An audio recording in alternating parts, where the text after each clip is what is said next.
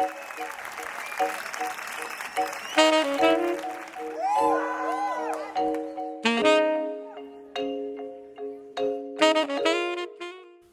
bonjour à tous, Jean-Paul Sorivière, moi j'habite entre Pau et Erre-sur-la-Dour. C'est pas les terres noires de Pau. À 5 ou 6% de matière organique et 1300 mm d'eau. Nous on a entre 800 et 1000 mm, on a tout type de sol. Donc, comme l'a dit Paul, je travaille pour les CU Touche depuis début décembre, ça se fait par hasard. Et ensuite, j'ai une entreprise de travaux agricoles sur 350 hectares, 3 hectares près, axée sur le semi-grec. Je suis formateur aussi, je vais à les écoles faire quelques formations comme je le fais aujourd'hui. Et ça me plaît beaucoup parce que j'ai la pratique et que cette pratique, je veux la partager avec tout le monde. Parce que j'ai laissé une entreprise, je suis installé depuis l'âge de 17 ans et demi et j'ai arrêté de labourer, j'avais 21 ans. Donc j'ai 55 ans, il y a 35 ans, quand j'ai labouré la dernière année, je me suis dit qu'il ne fait que des conneries, la nature, c'est pas ça, c'est autre chose. Donc j'ai arrêté de labourer il y a 35 ans. Les premières années en France, je ne sais pas si elle avait beaucoup, mais je pense que j'étais un des premiers. Et ça n'a pas été facile. Mais après, quand je vois le résultat aujourd'hui, ces 350 hectares sont couverts entièrement d'engrais verts. 12 mois sur 12. Le seul moment où ils ne sont pas couverts, c'est un tremblé et un colza. Le bois, c'est tout. Tout le reste, c'est couvert. Tous les sols sont couverts à 100%. Voilà, sur les 350 hectares dont je sème deux fois, ça fait 700 hectares. Plus quelques hectares à droite à gauche en semi-grec. Je vous assure que quand je rentre dans les champs de mes clients, où il y a des fois il y a 20 ans qu'on fait les engrais verts, et les nouveaux clients qui arrivent, peut-être ils vont me semer ça direct, je vous dis, rien que sur sur tracteur, d'un côté je sème sur du buvard, de l'autre côté je sème sur une dalle de béton. Voilà. Le sol est en train de se dégrader à grande vitesse, on peut faire 130 quintaux de maïs en arrosant, la matière organique elle se casse la gueule, c'est pas normal. Il y a un truc qui ne va pas. Le truc, c'est la matière organique. Plus on travaille le sol, plus on minéralise, plus la matière organique se casse la gueule. C'est mathématique. Quand vous arrosez, vous minéralisez. Ça veut dire que la minération, c'est l'eau et la chaleur. Alors, on minéralise au printemps, on minéralise à l'automne. Mais quand vous arrosez, vous minéralisez tout l'été. Et vous continuez à bouffer la matière organique. C'est pas normal que la matière organique baisse. Un sol en milieu naturel, c'est quoi? La forêt, un talus, une jachère qui est là depuis longtemps, c'est une prairie qui est installée depuis 15 ans. Quand vous regardez une prairie, j'invente rien, ça se fait comme la cendre. Quand on revient sur un sol qui a monoculturé depuis 20 ans, qui est labouré, qui est arrosé, c'est du béton. Il y a tout qui se passe. Un sol naturel, c'est des vers de terre. Le ver de terre, quand vous labourez, vous en avez dans les 50 kg à l'hectare. Quand vous êtes en non-labour ou en semi-grec, vous faites les engrais verts, on parle de tonnes. L'engrais vert crève, pourquoi? Parce qu'il n'y a pas de bouffe. Il faut donner à manger à l'engrais vert. Si vous donnez à bouffer à l'engrais vert et que vous laissez vos résidus en surface, il va revenir tout seul. Mais il faut de la bouffe tout le temps. L'été, l'automne, alors l'hiver, quand vous faites un maïs, il y a un peu de manger, mais après, vous labourez ça, vous semez, sol nu, vers de terre, il disparaît. Le ver de terre, il mange la moitié. Alors, on rigole quand on parle de ver de terre, mais c'est la clé de la réussite. Un ver de terre, il mange la moitié de son poids par jour. Et ce qui crache derrière, c'est 6 à 8 fois plus riche. C'est un méthaniseur gratuit dans le champ. Un ver de terre, il peut faire 200 mètres de galerie au mètre carré. En labour, on a quoi en galerie au mètre carré? Pareille chose. Le ver de terre, les racines des cultures et des engrais verts vont suivre la galerie de ver de terre. Là, j'ai trouvé 2 racines dans le profil. C'est la racine après une galerie de ver de terre. Comme par ça. C'est de l'oxygène. C'est du drainage. Les bactéries qui ont besoin d'air, elles sont plutôt vers en haut. Les bactéries qui n'ont pas trop besoin d'air, elles sont plutôt vers en bas. Quand vous labourez, tout ce système, vous le foutez en l'air. Les galeries de ver de terre, quand vous labourez, tout disparaît. Alors, au début, quand les gens commençaient à labourer, c'était le bœuf. Bon, j'étais pas né, mais c'était la petite dame. Voilà, ça labourait même pas, quoi. Tu sais, ça, on va se tutoyer, on est entre voilà. Et puis après, la mécanique est arrivée, la mécanisation, et puis là, on a commencé à labourer un peu plus profond. Déjà là, erreur. Parce que plus on l'embre profond, plus on dilue la matière organique sur plus de tonnage de terre. Donc plus ton tournevis se casse la gueule. Et puis on est arrivé aux 4 roues motrices, au 6 corps, tracteur qui pèse 15 tonnes et compagnie. Et qu'est-ce qu'on fait aujourd'hui? En croyant bien faire, bien on a tout bousillé, c'est-à-dire qu'on a approfondi la profondeur du labour. On a dilué la matière organique sur plus de profondeur. Et la terre est dure. Alors qu'est-ce qu'on fait? On achète un tracteur encore plus gros, une version de 4 mètres, je vais passer à celle de 6 mètres repliable, mais on y va par la force, mais ça ne marche plus ça. Donc après, ça va être la 6 mètres, ça va être le 300 jours et la 8 mètres. C'est le serpent qui se mord la queue. Quand tu passes un outil, tu minéralises. Quand tu passes une charrue, tu minéralises. Une version rotative, une bineuse, une rotative. Dès que tu remues la terre, on minéralise, on bouffe la matière organique. Alors le but, c'est de travailler le moins possible la terre, mais quand même réussir ses cultures.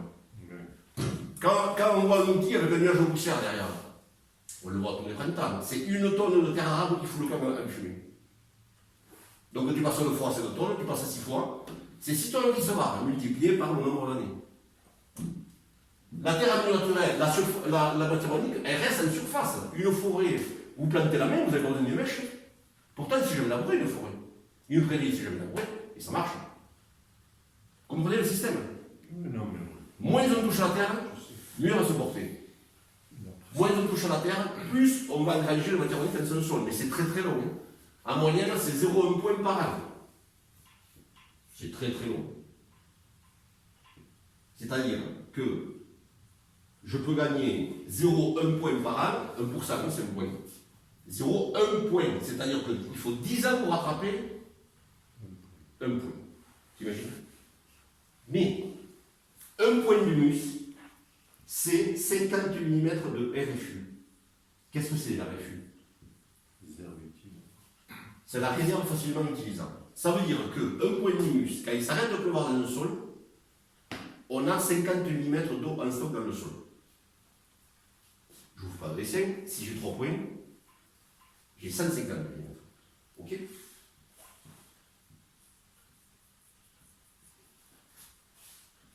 Je suis allé en Roumanie en 2011. Ouais, j'ai oublié de le dire. J'ai eu des expériences extérieures. Parce que quand j'ai arrêté de labourer,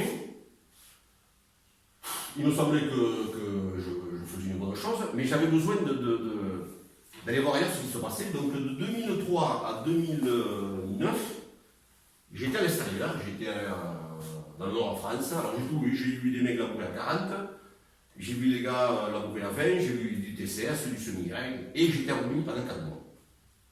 Ça, c'est la terre de la Roumanie. Parce que j'ai ramené le bocal, parce que quand même, quand j'ai vu ça, en Roumanie, j'ai semé une tournesol à cette profondeur. J'avais un nœud plus, et on était en profondeur, on était à 7-8 cm. C'était un 12 oran tout neuf, disque neuf, j'avais les roues de jauge en haut complètement. Donc disque neuf, tu fous la graine à ça. De toute façon, j'avais pas le choix parce que l'humidité, elle était ici au fond. Alors soit tu commences à semer là, ou tu ne sais pas. Le problème, c'est que j'avais 2000 hectares à semer. 1000 tournesols, 1000 maïs. J'attaque de semer, les roues en haut, 7-8 cm. J'avais une interprète avec moi, donc tous les matins, j'avais 16 mecs à foutre en route, et après, je les semais. On prend l'orage de 50 mm. Un soir, l'orage. Et là, je l'interprète, tout ce qui a été fait avant, les 3 jours avant, là, comme ici, hein, c'est tout à refaire. Mais quand même, je me dis, cette terre a quelque chose de plus. Et bien même ce que j'ai fait, la dernière année que j'ai fait, où j'ai pris la mer, c'est tout enlevé. Donc ici, on achète des écrouteuses parce qu'il y a une croûte. Mais pourquoi il y a une croûte? Mais là-bas, c'était la Roumanie, là, ce champ? La Roumanie? C'était la Roumanie, mais c'était sur le neuf. Ouais. Des champs en prairie depuis X années. Alors là, on a 62% d'argile. La terre elle est noire. Mais on a 7% d'humus. Ouais, mais ça, c'est naturel. C'est naturel. Ouais. Alors si tu veux, tu as des niveaux de terre à peau, ils étaient à 7%, ils sont plus qu'à 4. Ouais. Ils en ont pris la moitié déjà. Donc les mecs, ils arrêtent de labourer de plus. Ici, 7%, ils donnent la marge. Mais s'ils font comme ici, ils vont cramer la matière organique. La CEC, vous savez ce que c'est? Société d'échange d'occasion. Voilà. Ce chiffre-là, plus il est élevé, mieux c'est.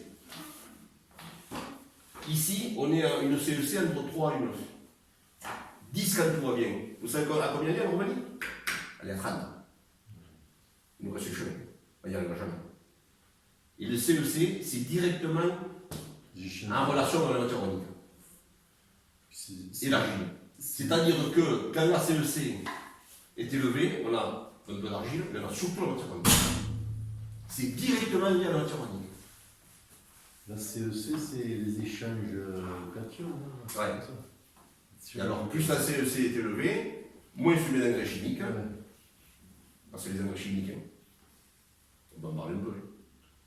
Les prélèvements d'une culture, un blé, ça consomme 20 unités de potasse ou 30. Par contre, quand vous enlevez la paille, c'est 90 ou 100 unités que vous enlevez. Donc le prix qu'on vous donne de la paille, ça paye tout juste le prélèvement en potasse. Mais la matière organique, elle fait le quand même. Les cultures tournent au sol blé où on exporte la paille, c'est une catastrophe, ça ne peut pas marcher. Il n'y a aucune restitution de biomasse. Ça ne peut pas. La matière organique se casse la gueule. Alors qu'est-ce qu'il fait le mec? Mais il va la boire un peu plus profond. Mais non. Il ne faut pas y aller par la force. Ça ne marche plus.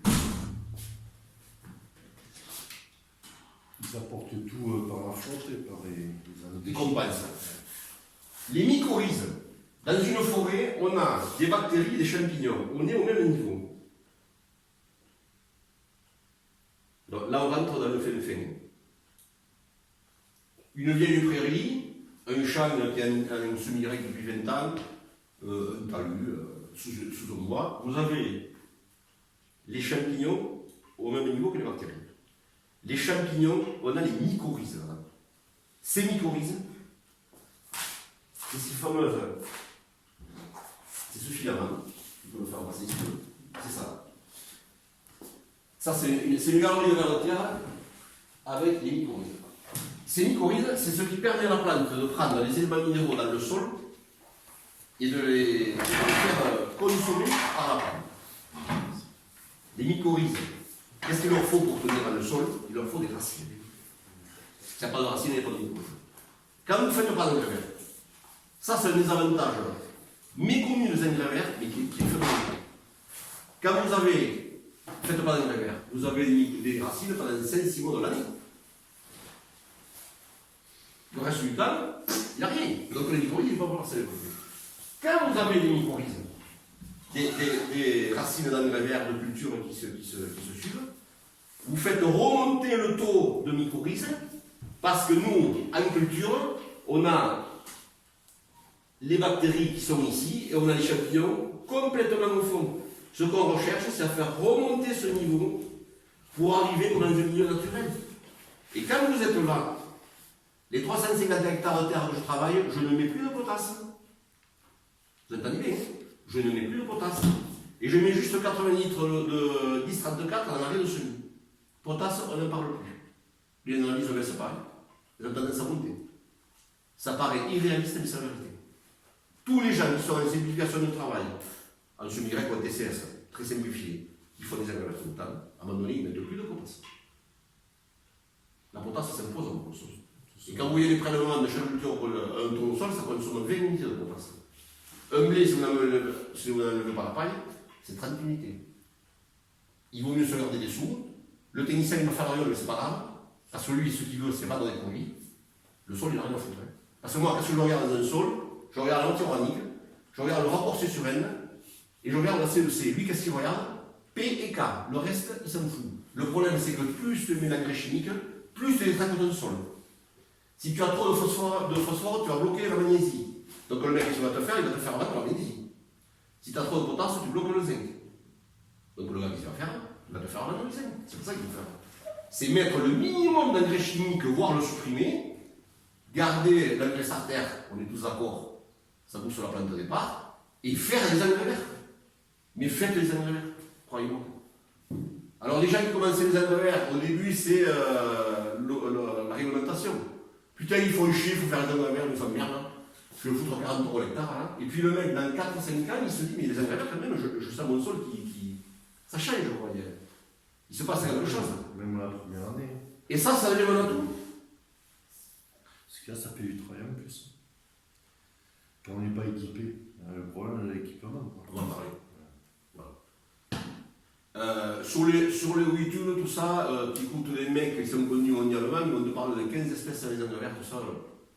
On a la florole, qui est toute simple à implanter. Tu as implanté, tu la fous dessus, dessous, à 10 à germain. Facile à détruire, on commence par ça tout simplement. Et après on se fait ces petites expériences chacun plus tard, si vous voulez on peut en parler. Mais il faut commencer simplement, parce que si tu commences à te dégoûter la première année, tu ne vas pas continuer. Quoi. Et croyez-moi, allez vers là, quoi. Foutez des engrais. Même l'été on est champs blé. Ça sert à quoi des champs blé? À faire lever la mauvaise herbe. Et alors, si ne chôme pas, l'herbe ne lève pas. Un jardin, vous le couvrez de paille, il n'y a pas d'herbe. Vous le laissez nu, l'herbe pousse. Je ne dis pas de conneries là. On est bien d'accord.